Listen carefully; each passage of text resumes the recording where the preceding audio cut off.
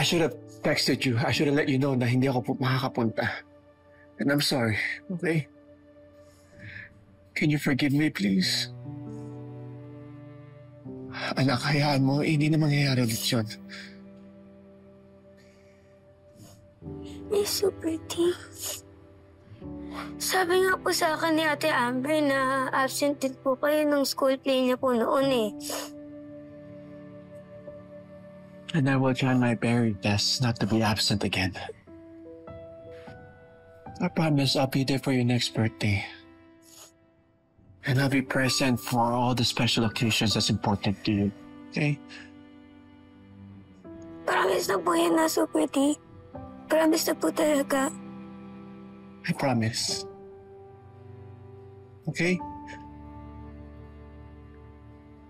Anak, I don't like seeing you cry.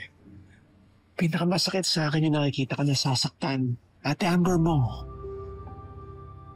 Kayo ang pinaka-importanteng tao sa buong buhay ko. And I promise I will be there. We'll do everything to always be there and I will move heaven and earth for you too. Okay? Anak, I'm so sorry, okay? Opo. I love you.